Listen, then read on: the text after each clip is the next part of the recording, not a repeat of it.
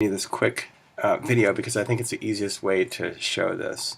This is slide 66 from our cardiac physiology, and what we see is along this blue line here is an effect of what our end diastolic volume in our heart has on our overall stroke volume here.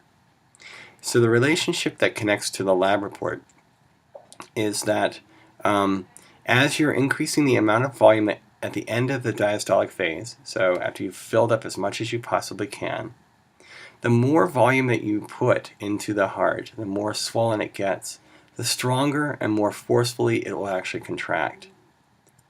And because it has a more stronger contraction, it will have a greater stroke volume.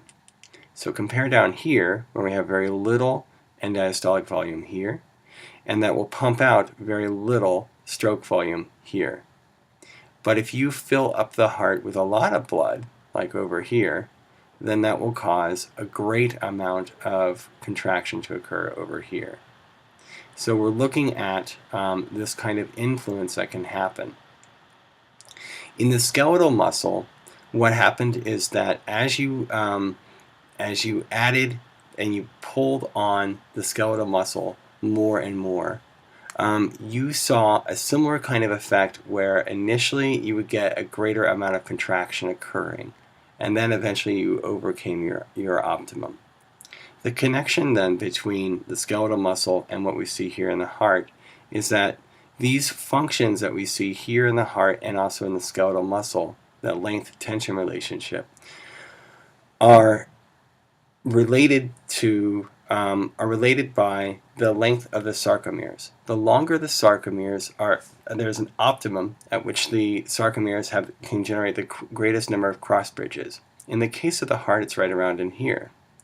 In the case of the skeletal muscle, what we found was that it would go up and then it would go back down again. And so there was a peak at which it was that it reached as an optimum. So in the heart, we have the same kind of length-tension relationship of the sarcomeres that's coming into play, and that's responsible for causing this capacity for being able to, as the sarcomeres get pulled apart by adding more and more volume, stretching that ventricular myocardium, the stronger the stroke volume will be. The stronger the contraction will be, and the greater the stroke volume will be. So it's because of the achieving or reaching an optimum amount of stretch and the optimum number of cross bridges that can be formed within the sarcomere that we see us being able to increase our stroke volume in the heart.